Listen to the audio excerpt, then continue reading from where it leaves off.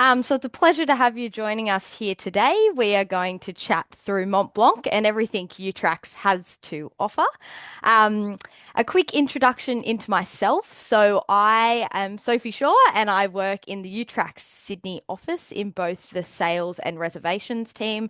But much more importantly to this presentation, last year I got the wonderful opportunity to do our Mont Blanc guided hike. This is a 7 day itinerary. You hear many amazing things about Mont Blanc, but every single part of it exceeded my expectations. And this is a few photos from my experience, me at the top of one of the passes, and also our group that we hiked. And I'll touch on my experience a lot throughout this webinar.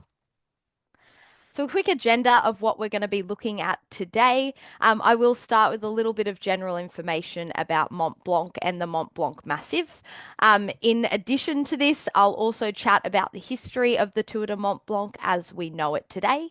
And then straight into traveling with UTracks and why you should look at doing your Mont Blanc experience with UTracks, our guided and self guided itineraries that we offer, the accommodation that you can expect along the way, and along with that, some of our tour inclusions on both the guided and self-guided itineraries. If you're looking at that self-guided especially, we'll chat a little bit about navigation, how to find your way around, the grading and terrains of the different itineraries that we offer, some of the training to get yourself prepared for the trip that you choose, the seasons, weather and gear, best times to walk, what type of gear you'll need and the weather to expect, booking with UTracks and when to book. I will touch on a few highlights of my personal experience, and then we'll go into a Q&A as Will mentioned. So if you do have any of those questions throughout the presentation, pop them in the chat box. I look forward to helping out at the end of the presentation. So to start off with the Mont Blanc Massif, Mont Blanc is the highest mountain in Europe, rising 4,805 meters above sea level. It does give its name to the Mont Blanc Massif, which does straddle parts of France, Italy, and Switzerland. You can see in this map, we've got Switzerland over here, France on this side, and Italy. This is one of the true draw cards of this trip, and I will chat strongly to the different cultures and regions that you get to experience during your Mont Blanc hike. Of course, this is a very popular location not only for hiking and climbing, but also for trail running, with the very famous Ultra Trail du Mont Blanc, as well as winter sports such as skiing and snowboarding. A little bit on the history of the Tour de Mont Blanc. So, this path originally began as a shepherd's path and it was used to move herd between valleys for trade between the population of the valley. It is said that the Tour de Mont Blanc Trail, as we know it today, was first attempted in 1767 by Horace Benedict de Saussure. These days, it is estimated that approximately 20,000 people complete the trail each year, with the Ultra Trail of Mont Blanc that I mentioned attracting around 10,000 runners in its week-long event. So very, very popular trip at hand.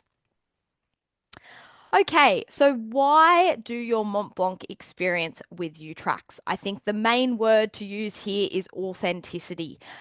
We do stay on those original routes, and in addition to this, we stay in the mountain huts and refugios, which are very synonymous with the region and the trail itself. We do weekly guaranteed departures of that Mont Blanc guided hike, in which I did myself, all through from early June to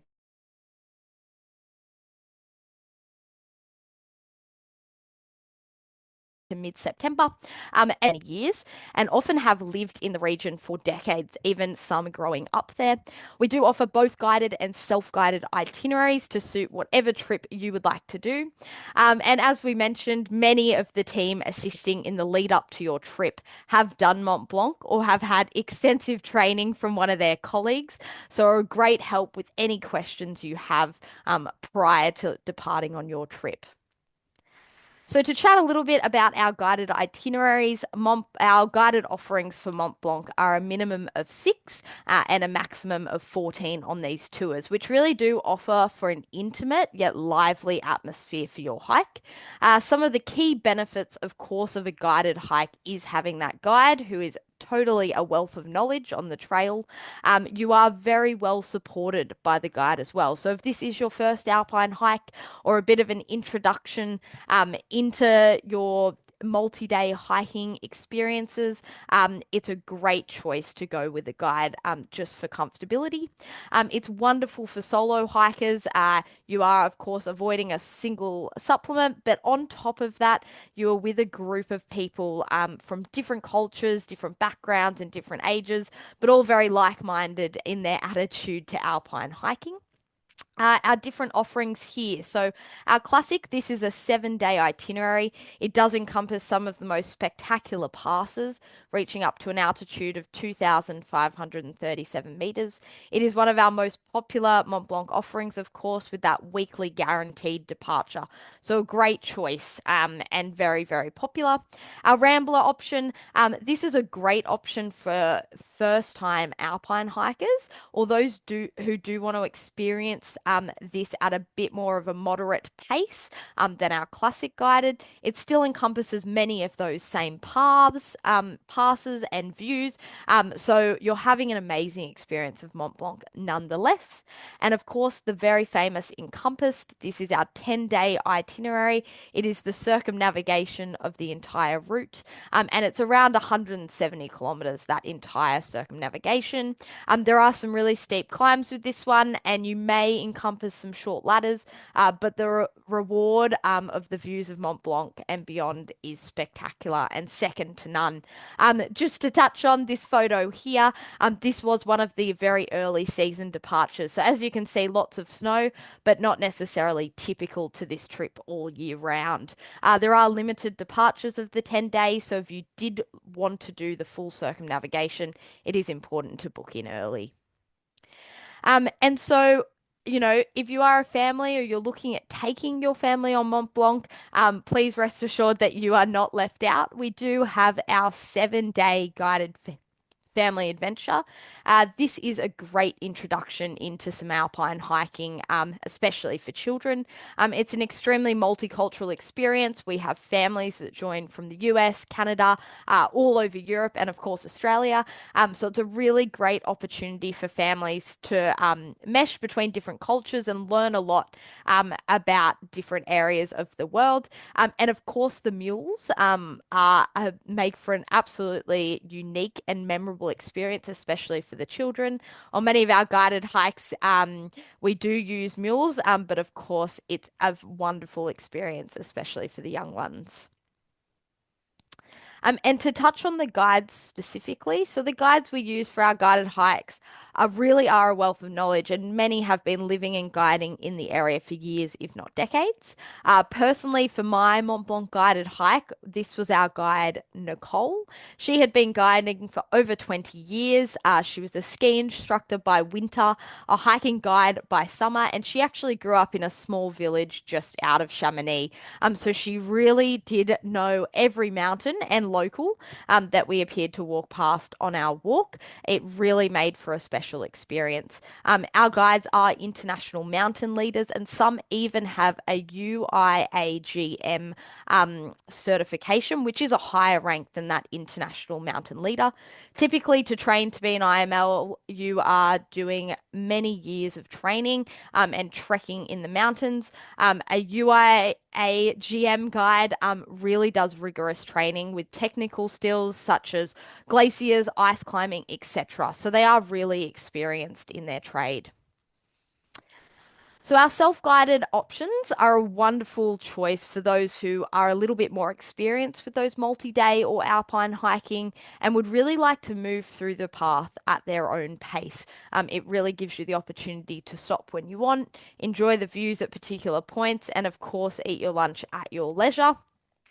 Um, you obviously get to navigate it yourself, and this can actually be a real draw card for people who really enjoy the navigational side of these hikes. Again, we offer similar offerings to that of our guided tours with our 8 day classic. We have a 7 day rambler option in our self-guided, and of course, the 9 day circuit self-guided. These are extremely inclusive trips, and the assistance of those navigational resources really does make for a seamless seamless trip for an experienced hiker. Please note self-guided sells out extremely quickly on Mont Blanc due to those limited mountain huts, I'm sorry. So again, please do book in early if you're looking at these options. In addition to this, we do have our in comfort options for self guided. So, if you are really interested in experiencing Mont Blanc but would like to stay at a slightly more comfortable level than those mountain huts or refugios, we have two wonderful options. We have both our highlights, which is an 8 day trip. It is a circumnavigation, and it really does highlight the key parts of the circumnavigation. We then have our 14-day trip. There are 3 rest days built into this itinerary. It is that full circumnavigation of Mont Blanc in comparison to the highlights. The accommodation used on this trip really is the key difference. It's a mixture of 2 to 4 star hotels, a guest house, and one simple mountain lodge, but you are in private rooms for this self-guided trips. We also sell set dates for this, and those rooms are on allocations. You will get a welcome briefing at the beginning, and because of those set departure dates, it is often that you will see similar hikers each day. So even though you're not walking in a group, you will often interact with similar people doing the same itinerary as you. So, to talk to navigation, for our guided itineraries, there is no need to worry about navigation as the guide will lead the way. And this does allow for a little bit more time to take in the view, to just enjoy it, and you're not worrying about which direction you are heading. In saying that, the guide often does share a lot of information. This photo is a perfect example of a day on our hike. Nicole spoke to the different mountains that we'd walk past that day. Which way we were heading, etc. So you do get to learn a little bit about the navigational side of it. If you are looking at one of those self-guided itineraries, UTracks will provide some key resources to keep you on the path. And this does include the TMB hiking map, along with a navigational app, which can be used on any smartphone and of course offline when your service is a little bit limited in the mountains. This photo here is a perfect example of what it would look like, and you can typically follow that for the whole route around. In addition to this, the TMB is extremely well waymarked in both directions. This image here is a perfect example of some of the waymarkings you will see along the way and find throughout. In addition to this, if you do find at any time you feel unsure, the UTracks team will provide you with a local contact number that you can contact at any time if you do find that you need a little bit of further assistance. It is, of course, important that you feel confident and comfortable with reading maps if you are looking at doing one of those self-guided itineraries. So, inclusions, both our guided and self-guided trips are very inclusive. Firstly, accommodation. Every night's accommodation is included. As mentioned before, we do stay in those authentic mountain huts. So typically the rooms are dormitories. Of these, with a mixture of 5 to 20 people in a room. In addition to this, on many of those mountain huts itineraries, we do also have an upgrade double room option. This typically is 1 night in a quad or dorm, and then the other 5, 7 nights that you're on the trip, you will be staying in a double or twin room. This is a good example of what you can expect. So if you are traveling with a friend, a partner, etc., it's a great option for a little bit more privacy. Luggage transfers are included on all our trips, and that is by mule or luggage transfer van, especially for our early and late departures due to those snow conditions. And we will speak about the mules a little bit later in the presentation. Nearly all your meals are included on the guided and self-guided, and then of course you either will have that benefit of a guide or all those self-guided navigational resources included in your trip. So, food and culture, of course, an important part of any travel experience. Our trips are extremely inclusive, with our guided including breakfast, lunch, and dinner, and our self-guided itineraries including breakfast and dinner. Typically, what you can expect each day, the breakfast is a typical European continental breakfast, with a selection of breads, spreads, some fruit, typically depending on the accommodation. Some offered boiled eggs, a few had cheeses and meats, but this is a quite typical of a European continental breakfast. I would not worry at all about going hungry. Your lunches and dinners are very fruitful. Lunch was an absolute highlight of my trips. These were organized by the guides and made the night before. A lot of local produce. This photo here is a good example of what we had. So fresh bread, cheeses, meats, salads, fruit, and every single day was different. The first photo here is a good example of where we stopped for one day, so a pretty spectacular view to enjoy your lunch by. For dinners, it always encompassed the local produce or region that you were in. And that's the true benefit of crossing those three different borders of France, Switzerland, and Italy. We got the wonderful opportunity to enjoy a Swiss cheese fondue and then a raclette as well another night. In Italy, for example, we had a pasta, and some nights were a set three-course menu of a soup and salad, a main course, and a small dessert. So wonderful food throughout and very well varied. Accommodation, as touched on before, our the mountain refugios or huts, very authentic, and you do really walk straight past them on the paths. This first photo is a good example of one I stayed in on my hike. Typically, they do range throughout, and as mentioned before, the dormitory rooms, are typically of a size of 5 to 20 people, depending on the night. They were very clean, very comfortable, and really did feel like you are a true part of the alpine walking experience. If you did want that little bit more privacy, or you do have one person that you're sharing this experience with, here's an example of what you might expect from those double room upgrades, or of course, if you are going those in comfort options, this is what you'll be getting every single night. So wonderful choice if you did want to be a little bit more comfortable and have your own privacy. So another true experience of the Mont Blanc hikes is the use of mules for our main season departures. As mentioned before, for our early and late season, we do use transfer vans, and that is due to the snow conditions on the ground. In terms of responsible travel, UTracks have an animal welfare in tourism code of conduct, and this does ensure that pack animals such as mules, donkeys, and horses used in treks are treated humanely. Many of these animals are breeded for the pure reason of these hikes, and they are really well looked after because they are nurtured and respected within the region. Due to this, we do have strict weight limits that apply of 6 to 7 kilos per person. The UTracks team can always assist with any questions you might have about excess luggage and storing this while you're on the hike, as we do understand most people are traveling with more than that. So a typical day on the trail, typically the day starts out at around 7:30 with breakfast. If you are on a guided hike, the guides will typically give you a quick briefing the night before of what time they expect you to be up and out ready to get hiking. Most of the mountain huts and refugios, guided or self-guided, will serve breakfast around this time. By 8:30, you will be off on your day's hike, and every single day really does hold something different. As you can see in these photos here, in the morning you may be walking through forestry, and then by the afternoon, you're up on one of those alpine passes, walking across snow if you're in the early seasons, or even just very high in the mountains. You also get the wonderful experience of those border crossings. Here is an example of one of the markers crossing the border from France to Switzerland. So your walking really does encompass many different experiences in the one day. Typically around the normal lunchtime of 12 to 1, depending on the conditions. The guide will have you stop for lunch.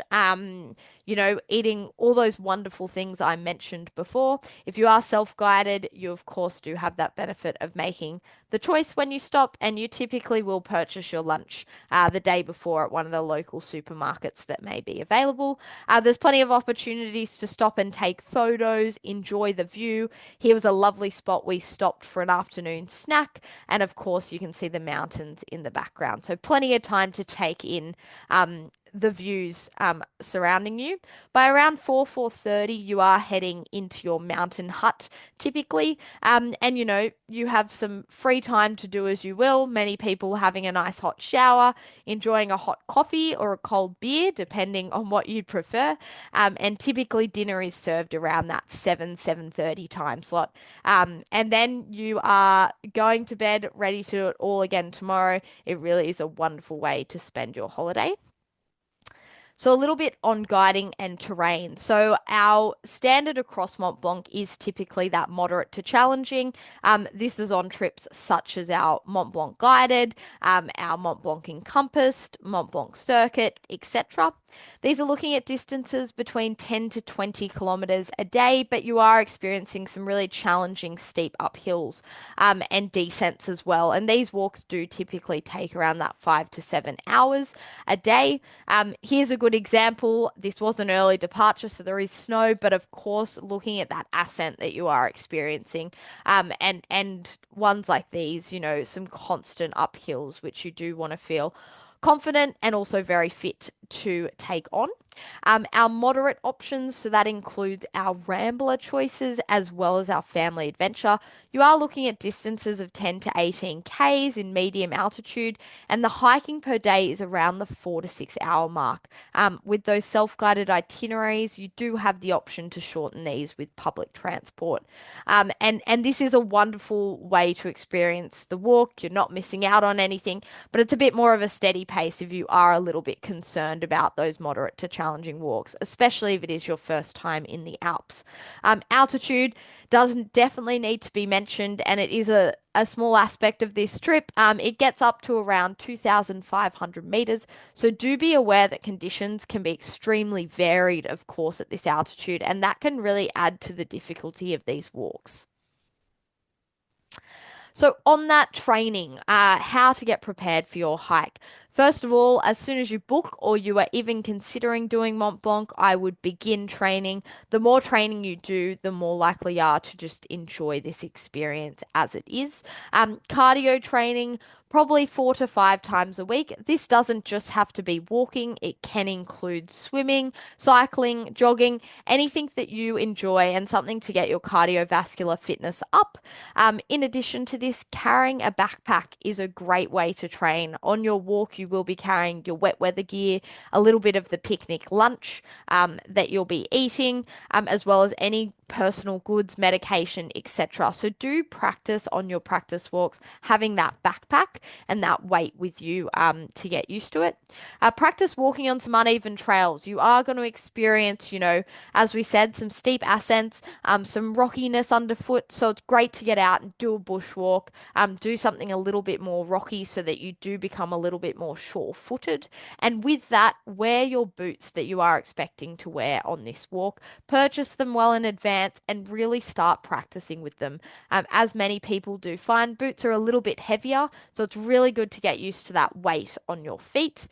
With that, I would definitely strongly recommend trying out walking poles. They were so useful on this trip. I was on an early departure, so we did experience a lot of snow, but regardless, you do have some steep descents and they really do protect your knees as well as make sure of that sure-footedness on some of the uneven grounds. As I've highlighted here, ascents, extremely important to practice. These can be practiced in many ways: stairs, hill climbs, weight-bearing activity to increase the strength of your legs. Anything to kind of get your heart going and at a continuous pace up a hill. You are going to experience that a lot on your Mont Blanc multi-day. So really practice those ascents, and of course practice walking the distances you're going to expect. So 15 to 20 kilometers in a day, just to get used to what those day hikes are going to feel like once you get there. So, weather and seasons to expect. Firstly, to touch on the Mont Blanc season is relatively short, beginning in early June and going to mid-September. And that is due to the conditions outside of that time not being preferable for hiking. Before June, there is way too much snow, and even in that early June time, you can expect that. So, the season is short, and for that reason, I would say any of these times are a great time to hike. But to touch on the different unique experiences you're going to get with each season, springtime is a wonderful time to go. This was when I did my Mont Blanc guided, and I absolutely loved the aspect of snow walking. It is so unique, and it really is like nothing that you'd experience here in Australia, for example, or in many other places. It is so unique. It's a great opportunity as well to have the paths a little bit more quieter. We didn't encountered that many other people walking. So that really does add to the ruggedness of these mountain walks. And you really do feel like it's you, your group, and the guide out there, which is a lovely, lovely experience in itself. Summer, of course, one of the most popular times to go, and for good reason. The alpine flowers are in bloom, such as this photo here. It truly is magical. In addition to this, the trails are buzzing with activity. You really do get some of those best aspects of Mont Blanc, what you're going to see in some of the best photos. So it is a great time to go, and it definitely is the most popular. So you can expect those trails to be a little bit busier. As we turn into autumn, the volume of walkers is again beginning to slow down, so you are getting some quieter trails there. Of course, you're seeing those changing colours, similar to what we might be seeing here in Australia. Those leaves are beginning to change colours, the mountain ranges, etc. So it's a lovely time to go to kind of see all those autumn leaves and have some cooler temperatures to walk in. So with that gear is a very important part of your Mont Blanc hike. And firstly, layering clothing is of course the best way to stay warm and dry. I found in my experience, I went from 4 layers to a t-shirt back again, depending on the varying conditions. So it is great to have a lot of those layers there. You do want that synthetic base layer right close to your skin, a nice warm fleece, and then of course that soft shell layer on the outside. The soft shell layer is especially good for those mornings, which are quite cold. And you, of course, need that wet weather gear. So, wet weather pants and your wet weather jacket. If you do encounter any rain throughout, these really do keep you warm and dry so you're comfortable for the whole day. Something I think is especially important to touch on is your socks. Many people do forget about this, but I would say it's very worth putting your hand in your pocket and putting a little bit more money into buying some really good quality socks. Merino blend or smart wool hiking socks, they're breathable. You have much less chance of blisters. And of course, they do keep your feet much drier because they are wicking. So, really important to have some good socks. With that, of course, you want some really good quality boots. Gore-Tex, definitely, and to provide great ankle support. Lots of people I speak to, of course, don't like that boots do feel much heavier on your feet. But for a hike such as Mont Blanc, I think it is so, so important to have that additional ankle support, that really great tread so that you are connecting well with the ground, and you are going to protect yourself the best from any injuries. And walking poles, as I mentioned earlier, highly recommended. They are going to avoid some key injuries, especially if you're a bit nervous about your knees or ankles, and they really do help, especially on those descents. In addition to this, a water bladder is a great thing to have with you on your Mont Blanc hike. You do tend to stay much more hydrated as you're not pulling a water bottle in and out of your backpack. When I went, I had a combination of a bladder and a water bottle. I found it perfect and I was able to stay hydrated all through the day. So, when to book? Essentially, as spoken about throughout, Mont Blanc is extremely popular. And with the UTracks experience, we are staying in those mountain huts and refugios. So, they are more limited, which does mean that they book out much quicker, especially due to Mont Blanc having that shorter season. So, highly would recommend if you're getting keen, book as soon as possible, especially for the self-guided itineraries. But essentially, the earlier you book, the more likely you are to get the tour and the date that you want. Before we head into our Q&As, I do just want to quickly speak to some of the highlights I found in my own personal experience. Firstly, the varied scenery going from, waterfalls to snow walking, alpine passes, etc.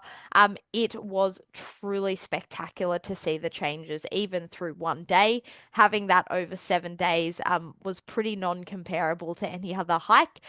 It's a very special experience.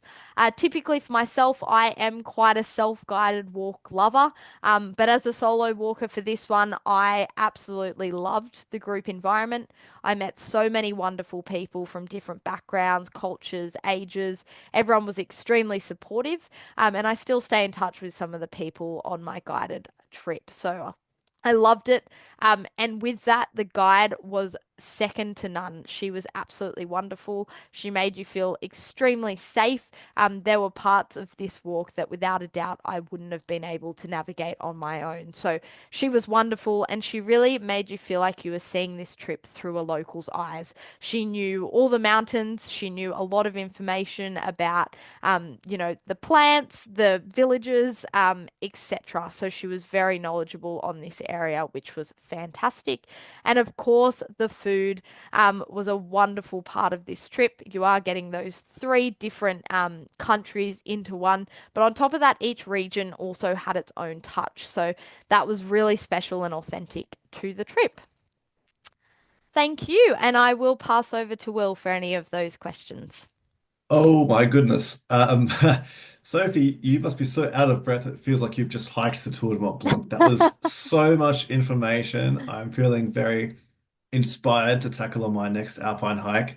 I did, in fact, do this Mont Blanc guided tour a couple of years ago, and yeah, it's every bit as stunning and spectacular as you made it out to be. I do recommend for our viewers, if you're yet to see the UTracks short film on the Mont Blanc guided walk, it's must see. Watch that, and it'll bring all of Sophie's advice to life, and you'll just see what you can expect on the trail. In the meantime, if you have any questions, please enter them in the Q&A box at the bottom of your screen, and we'll get to answer them. Uh, First off, we did have a question from Sue. She's a vegetarian. How does she go on the trail? Is there vegetarian options for her? Yeah, absolutely. So with either of your self-guided or guided itineraries, you can let the team know at UTracks when you book.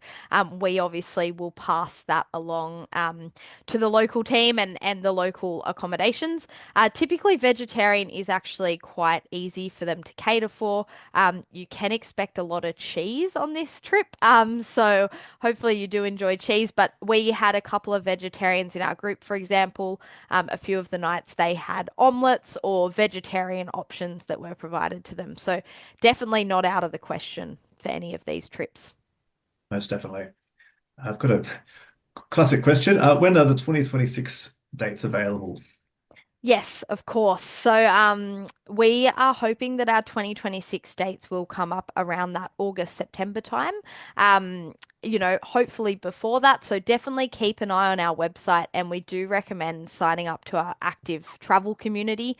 You will then get the emails about our 2026 dates coming out. So, we do hope for that time, but do recommend getting amongst the UTracks travel community. Yes, it's definitely a good thing to book as soon as you can if you have preferred dates in mind, because especially the self-guided ones, they do sell out very fast. So yeah. Yeah. Um, we've got a question about the Tour de Mont Blanc in comfort. Just wants to know how the luggage works with that being a self-guided tour. If you could just explain that quickly. Yeah, absolutely. So, typically with our self-guided trips, and of course we'll provide more information once, you book if you want to ask us. But typically you'll have your breakfast, and there'll be a time that you'll have to leave your bag at reception. The hotels are pretty well versed in letting you know where you need to leave your bag. You'll get a luggage tag or something to put your name on at the start, and then those bags will be moved onto your next accommodation. You'll find it there in the afternoon when you get there. So, yeah, that's typically how it'll work. But of course, we can explain that further. Like magic, isn't it? That's it, Not exactly, nothing better than arriving into your room and all your luggage is all there waiting for you and can straight away take a hot shower. for sure. Uh, Someone's asked, what is the bathroom situation with the private double rooms? Yep. So they typically are en suites throughout. You will find that sometimes in those simple guest houses, there might be one bathroom shared between two rooms, for example. We'll always specify that information up front. But yes, typically with the private rooms, you do have an en suite with them. Yep. And is there a comfort option for the guided hike? Look, as I mentioned, the main comfort option that you're getting with the guided is that double room upgrade. So if you do take advantage of that, you are getting a private room in those mountain refugios or huts.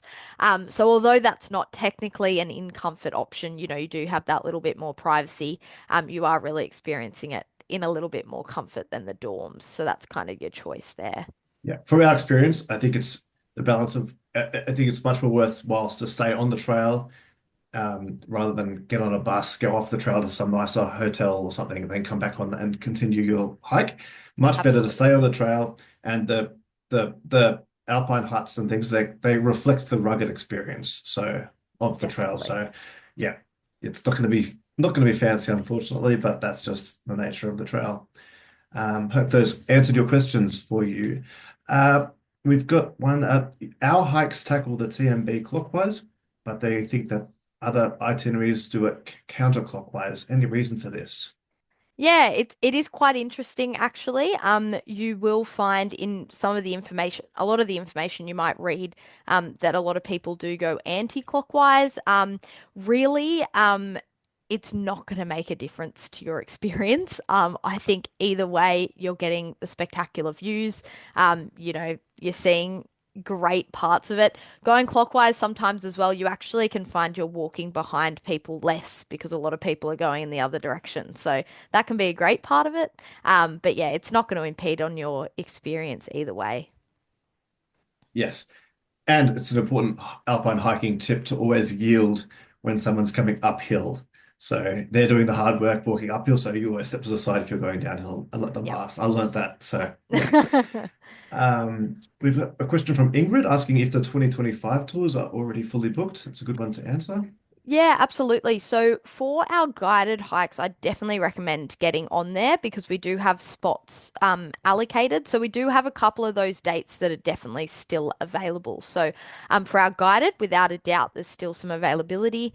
And in terms of self-guided, you would be looking at that in comfort option. Again, we hold room allocations for them, so there are a couple of dates still with availability. Yeah. We'll also follow this webinar up with an email. So if you've got any questions or if you'd like specific tours that we've talked about in this week, and you can just reply and ask about those as well. For the Rambler tour, I guess it's the self-guided Rambler. How clearly is the route demarcated? In It's the terms of s- the way marking, signposts. Yes, the yeah. signposts are everywhere. Yep, absolutely. You feel like you're passing them really quite often, and if you're doing it in main season, you're not kind of encountering that snow aspect as much, so the paths are a little bit more clearly laid out. Again, you do want to feel somewhat comfortable with maps, but yeah, absolutely, it's pretty well waymarked. The Swiss, they love to mark all their alpine routes and things. They're very Absolutely. meticulous about that. Important question. What happens if you get injured on the trail on one of the guided tours? Yeah, absolutely. I mean, of course, with any injuries, the guide is the first port of call. They're the most experienced, and they, of course, have a local number to get in contact with if you do encounter an injury, and they'll help you from there, depending on the situation, whether that's getting you to the next hut, getting you down to get medical assistance, etc. The guides are very well versed in that area, obviously doing it for many years, so they're your best port of call there. Uh, would want to test you with Sophie, but if someone is traveling with a group, how many double room upgrade rooms are available in each hut? Oh, that is a very good question. Yeah, again, typically I believe it's around 6 or 7. Again, yep, it would be something to definitely double check. But yes, it's typically around that number of double room upgrades. So yeah, if you did have a group of 10 of you, we could definitely accommodate for that within the double rooms. Um, Yep. And what are the odds of encountering snow if you're doing it in September? I couldn't tell whether that was a question that they were keen for snow or wanted to avoid snow, but Okay. Um, yeah, at the end of the day, as we see with weather year after year, it is really hard to say. It does change every year. We do typically actually see that the seasons are getting a little bit later, so you're probably more likely to experience snow in the early June departures than the late September ones, as kind of that summer season begins to move backwards. Again, it is really hard to say. It does change year after year, so you never quite know. no. One can hope anyway. Yes. Exactly. Is there, got a question from Brad here, asking about is there any vertigo concerns, any high moments? I don't think I experienced that Oh, on my hike, but did you have anything like yeah. that? Interesting. Not personally, and I didn't have anyone on our group experience that as such. I don't believe so. You always kind of can see where you are and you can see ahead of you quite comfortably. So there wasn't any points where I felt totally uncomfortable or was like I was kind of, you know, disproportioned from where I was. But I guess it's personal experience at the end of the day with something like that. Yes, it's if you've seen those films about climbing Mount Everest or something, it's absolutely not to that extreme. It's very Definitely. much more straightforward. So, Yeah. um, yeah. And just a more practical question: is there phone reception on the trail? Yeah, okay. Overall there is actually. I found for most of the hike that I did have phone reception. It was only really when you were crossing those high alpine passes or obviously some of the border crossings where you're at the top of a mountain where you'd expect to not have phone reception. I think typically you would not. But in every single night's accommodation that I had phone service. So yeah, it is pretty well connected there. Yeah, yeah. And the guide will always have a phone with them. And if you're on a self-guided tour, there are quite often other people walking by you. So if you do perhaps need a phone in an emergency situation or something, then you can always ask other people on the trail. For It's sure. quite heavily frequented. Yeah. Um, someone has asked if it's possible to avoid ladders on all of these hikes. There are some cases where there are ladders that need to be climbed. Yeah, absolutely. So on our classic guided, so the 7 day and the Rambler, there are no ladders on those trips. So they're probably the good choice if you don't want to climb any ladders, you're not going to get them.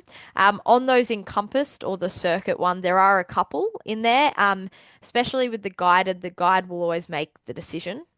Depending on the conditions, whether you're going to climb the ladder. But yeah, I would recommend choosing a trip that you definitely know is not going to have them if they are a concern. So that classic or the Rambler choice. Yeah.